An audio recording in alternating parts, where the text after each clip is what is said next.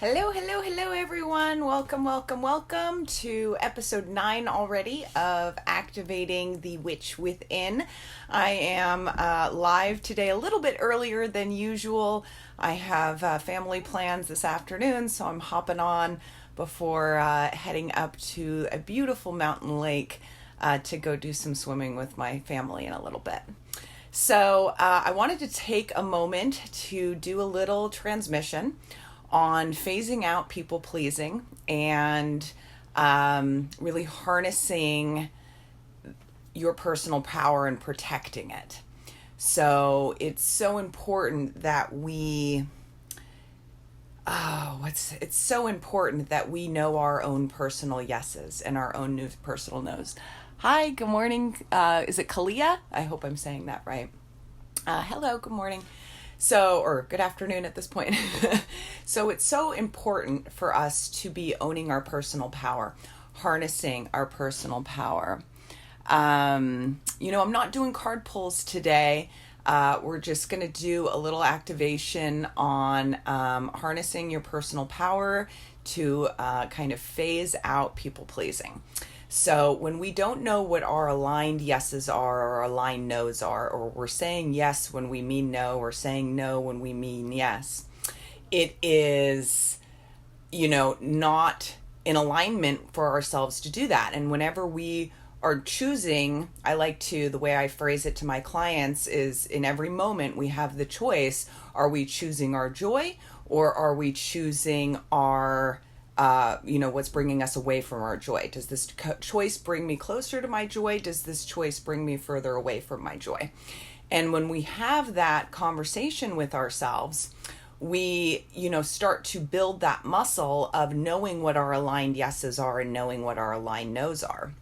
And I'm a recovering people pleaser. I know many of my clients are recovering people pleasers, where we just want to say yes to everything, and we want to give and we want to give and we want to give. And that's great. It's a beautiful thing to be in that giving space. I truly believe in the magic of giving, and I give and serve every day in one way or another. But I also have to give to myself. And one of the ways I can give to myself is making decisions. Does this bring me closer to my joy, or does this bring me further away from my joy?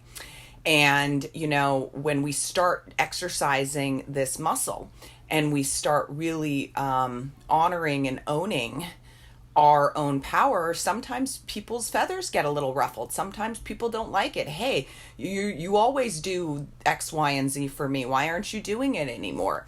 And it can, bring up some tension. And so the transmission today is going to be to help you to tune in and hone in on those ways to align with your choices, either bringing you closer to your joy, a yes, or bringing you further away from your joy, a no.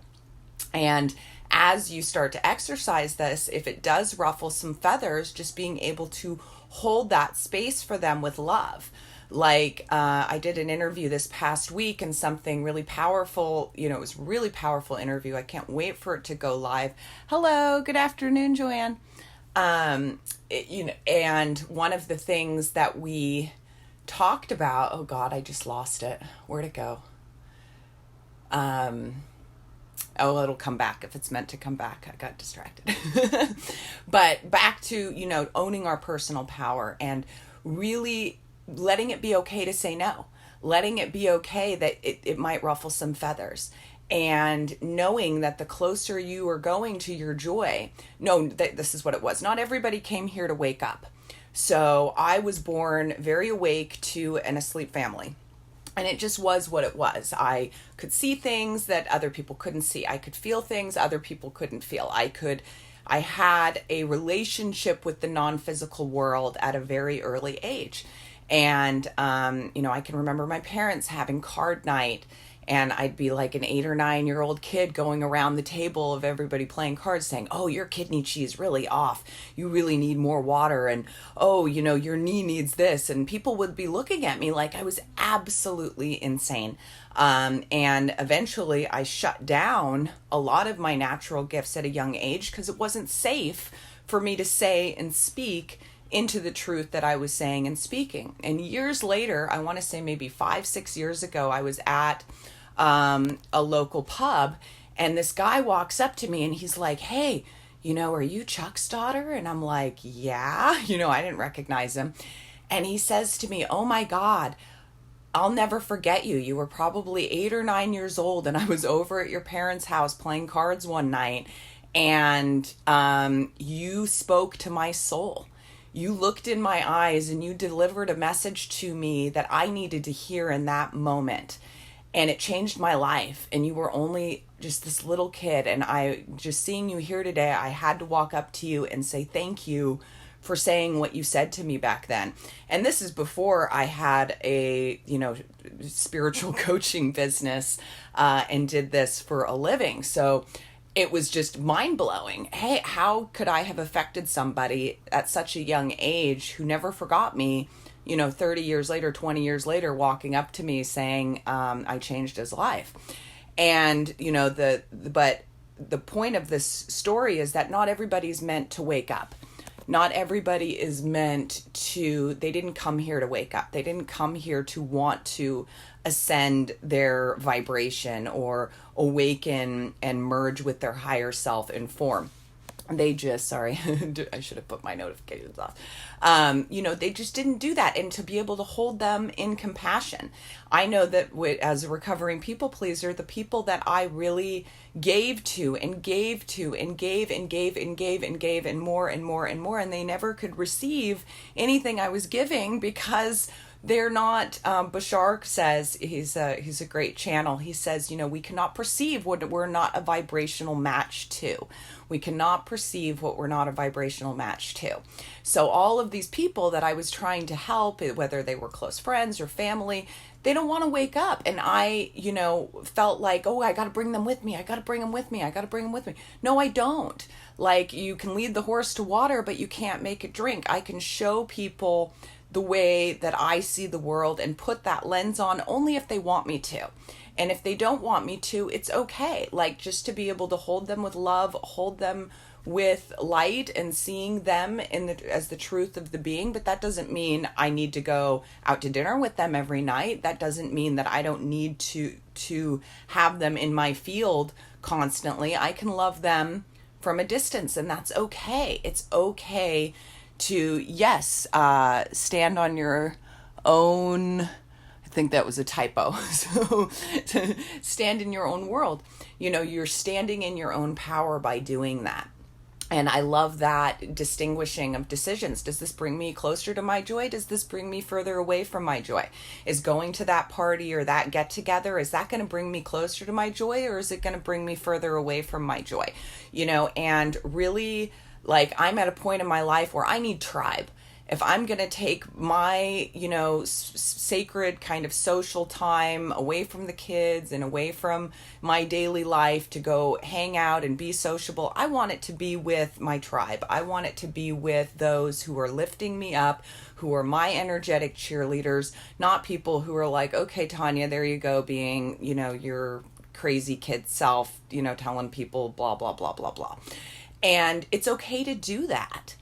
And the more that we choose these aligned yeses and aligned nos, the more we harness our personal power, the more we strengthen that muscle of putting ourselves first and knowing that as our cup is filled more full and our cup gets filled up more, the more we receive for our lives, the more we can give. If you want to give more, you've got to be able to receive more. You've got to be able to, take in life. If you want to give life, you've got to be able to take it in. And again, not everybody came here to wake up. Not everybody came here to have these, esoteric spiritual discussions of, hey, how do I take the red pill? If you've seen The Matrix, how do I take that red pill? How do I disconnect from the illusion of consumerism, from the illusion of materialism, from the illusion that you've got to be and get and have in order to be worthy? Guess what? You're worthy just by being here. You're worthy by being alive. A deer, is just as worthy to be here as a dolphin, just as we are. And human beings are the only creatures in the world that can consciously choose to be something that they're not. An oak tree is never trying to be a palm tree. A, dolphin is never trying to be a monkey. Everything in nature knows what it is. And human beings can say, oh no, I want to be that person. Oh no, I'd much rather be this person. And the more that we say, no, I'm here to be me. And the universe doesn't expect us to be perfect. And for anyone who's a people pleaser, you're also most likely running perfectionism. Like, you've got to get it all right. That overthinking, overanalyzing brain. I've got to do this right. I've got to have that right. I've got to, oh my gosh, I said the wrong thing.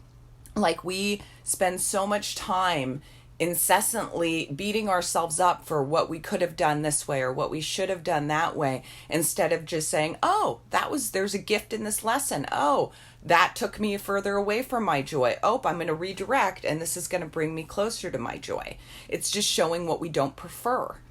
It doesn't mean or define us in any way other than showing us what do I prefer? What do I not prefer? So, I just wanted to hop on and, talk a little bit about phasing out the people pleasing and really, really protecting the personal power that you have. And as you learn how to protect that you and feel really safe in your power, then as you're expressing yourself, you don't care how it lands. You're not trying to make it land to make somebody uncomfortable or hurt somebody's feelings, but you're not holding your shine back based on what other people are thinking, saying, or doing. Joanne says, completely agree. Thank you. I'm so done people pleasing for about 2 years now. Love me or hate me. I'm me. Exactly. I'm me. I am me, and it's okay and safe to be me. It's okay and safe to be free. So let's just do a little activation here on this. And if you're watching live or on the replay, I invite you to just arrive in this now moment, doing a clearing of your energy, just arriving now in this moment. And allowing these frequencies to drop into your heart of knowing what your aligned yeses are, knowing what your aligned nos are, knowing what's bringing you closer to your joy and what's bringing you further away from your joy, and making those aligned choices with a smile on your face. Yes, we get to learn through struggle and strife, but we also can learn through joy and excitement, through fun and play. We don't always have to learn through the rub. We don't always have to learn through that which is uncomfortable. So I'm just seeing this. It's like a scroll that's coming down from the central sun, Sirius, and dropping down through your crown, landing first right in your third eye space, opening up that third eye space, and this scroll is going to travel down through your central channel and land into your heart. It's okay to please myself first. It's okay to please myself first. As I receive more, I can give more. As I harness and own my personal power, it is safe for me to express who I am without holding back, while honoring myself and the other person.